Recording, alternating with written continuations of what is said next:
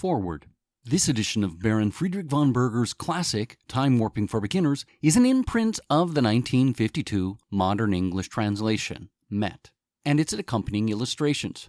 Prior to the Met, and preeminent for centuries, Time Warping for Beginners was first translated from the High German by Captain Henry Bell in 1625. His translation was the basis for the Met, which is why, in homage to his work, all translations have included his translator's note.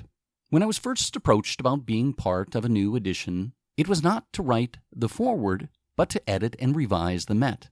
This was most likely due in part to the noble attempt, but the utter failure of the Thompson's Everyday English translation of 1964. To my chagrin, I took up the mantle and began working.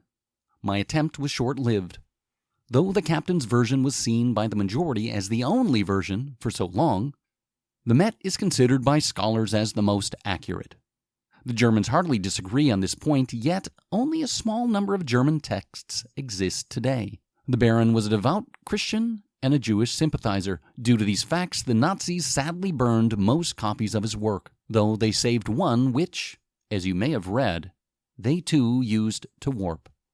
As I trudged on, I soon realized that I could not, in good conscience, continue, for my effort seemed like a schoolboy's attempt at disguising his plagiarism with a thesaurus. Besides, if you are acquainted with any of my adventures, you will know that my modern German is deplorable, to say nothing of my High German.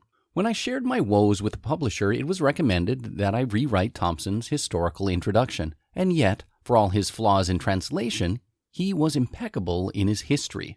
For that reason alone, his edition is of paramount importance, though for brevity's sake, his introduction is not included in this version. These circumstances left me with little to say about time warping that has not already been said. Also, any attempts at including the recent research of Endo and Sojourn, though they each gave enthusiastic approval to such an endeavor, seemed both out of place and beyond the scope of a book targeting a beginner. In the end, I have relegated myself to these short pages and the appendix of frequently asked questions.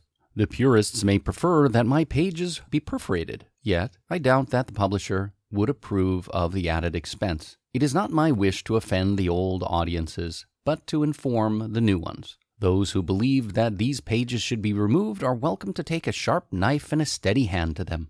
And now to the heart of the matter. What words of wisdom or advice could I offer the novice? The Baron, though deeply philosophical, was most concerned with providing beginners with the science and practice of time warping. He also operated under the assumption that there were some things known and expected of all men, regardless of the era. Whether or not such assumptions are true is a subject for other authors. That being said, egos and equivocations leave too much unsaid. Some things should be spelled out plainly. My goal for the subsequent sections is to do just that. Advice is the offspring of experience, and what follows has been born of mine. Through retrospection, I created two lists that should aid an amateur. The first list, perhaps the easier of the two, is a simple list of equipment a time warper might find useful. Some of the items on the list are referred to in the text, and I thought it helpful to mention them up front, so you would not have to figure them out as you go. Warping aside, only one thing is required. However, chances are you already own these things, and it would take little effort to pull them together and make them readily available for your temporal and spatial sojournings. I'm not telling you to get more stuff. The last thing people need is more possessions. The second list is a series of tasks and philosophies that might better prepare an amateur for the adventures that lay ahead. As I alluded to earlier, this list is the more difficult one. Some of the things described are skills that you will acquire and have for life. Others are things you should practice for life. I do not expect you to accomplish or master them before your first warp. There are only 24 hours in a day, even for a warper. And do not think you've arrived by doing these things, or that you are an utter failure if you have not. They are not a measure of one's value. For the most part, I have not told you how to do them.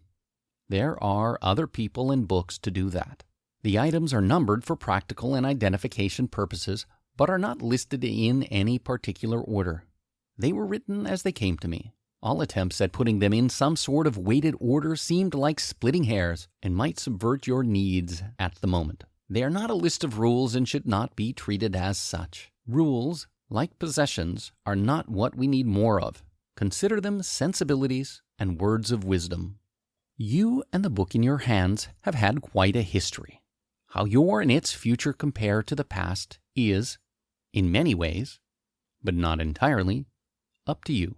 In the words of the Baron, you cannot change the past. The present and future are the only things you can exercise some control over. This is true for the one who warps and the one who does not. Horace Viator, 1968 AD.